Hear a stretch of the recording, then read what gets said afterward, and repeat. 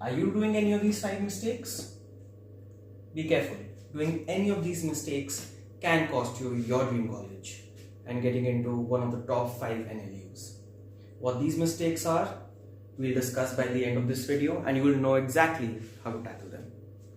So the first mistake that people usually commit while preparing for CLAT is that they ignore GK and current affairs.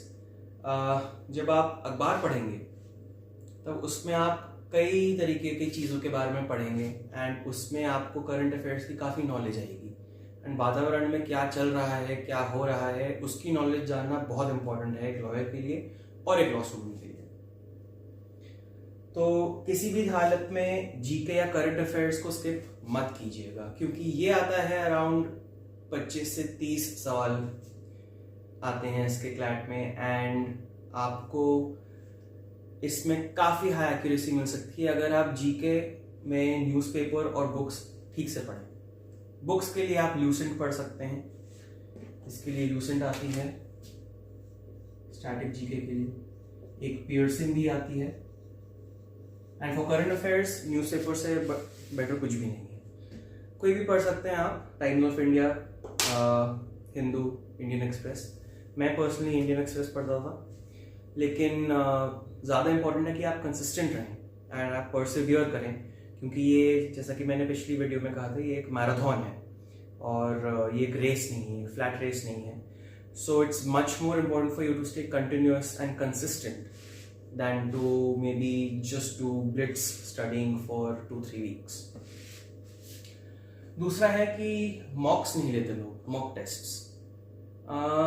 लोगों को कुछ लोगों को एक डर सा रहता है कि हम मॉक में परफॉर्म करेंगे तो लो मार्क्स आएंगे, बट कोई बात नहीं, आप अभी ही कम मार्क्स ले आइए और क्लैट के दिन ज़्यादा मार्क्स ले आइएगा। सारी गलतियां करनी है तो आज ही कर लीजिए।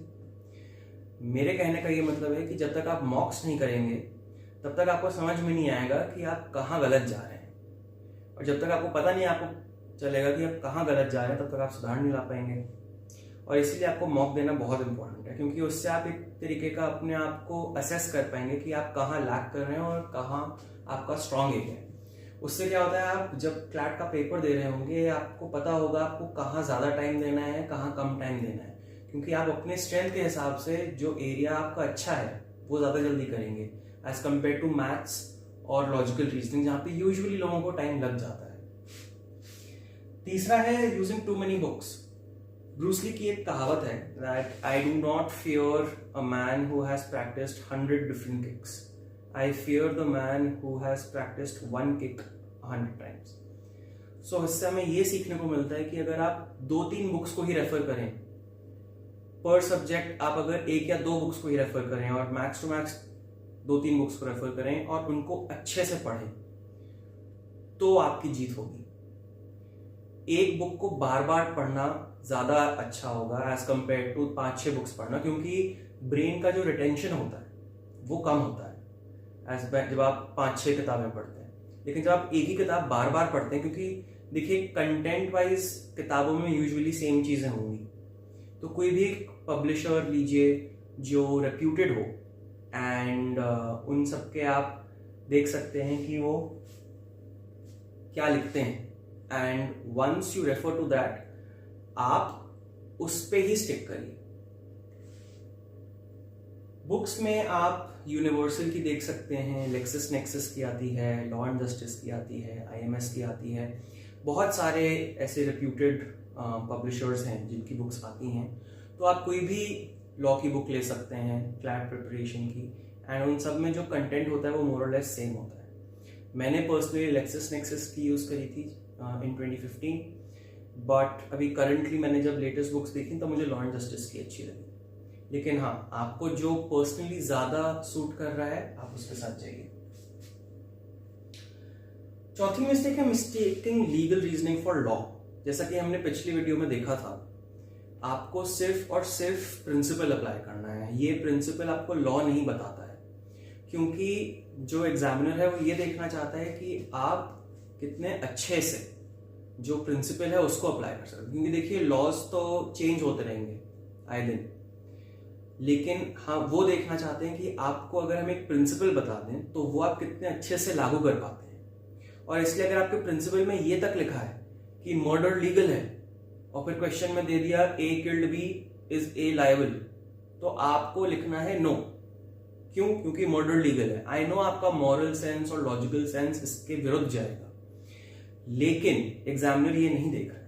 एग्जामिनर ये देख रहा है कि आपको जो फैक्ट्स दिए हैं आप उस पर प्रिंसिपल लगा पा रहे हैं या नहीं लगा पा रहे हैं। पांचवी चीज, नो स्टडी प्लान और नो टाइम टेबल।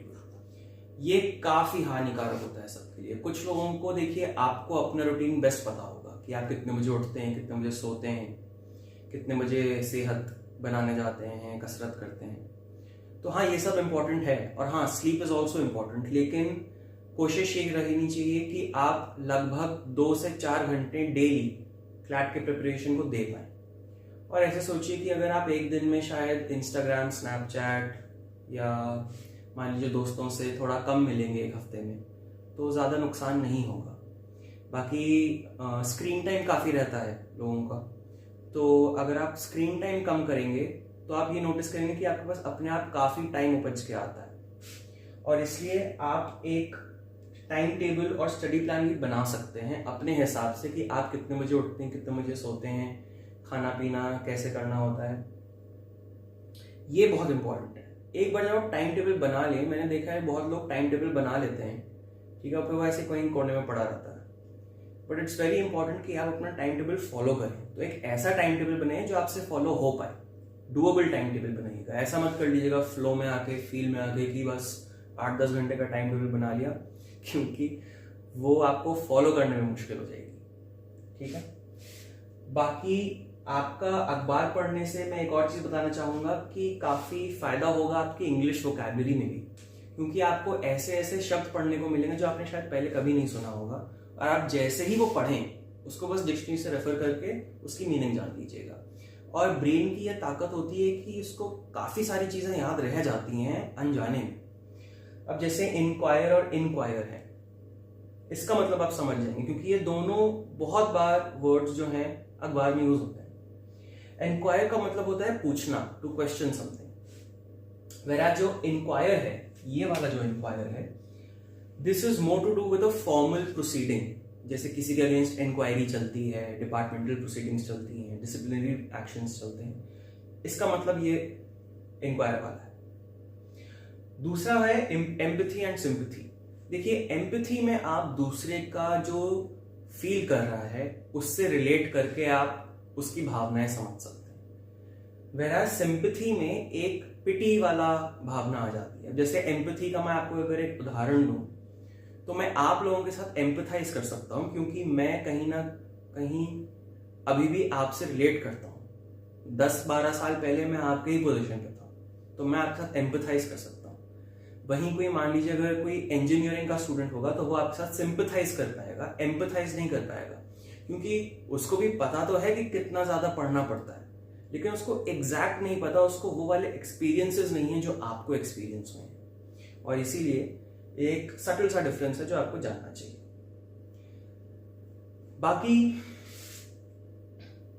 यही है आपके top 5 lethal mistakes, so make sure you do not do them and make sure you listen to each and every word of this video carefully and try and follow it. I'll see you next time.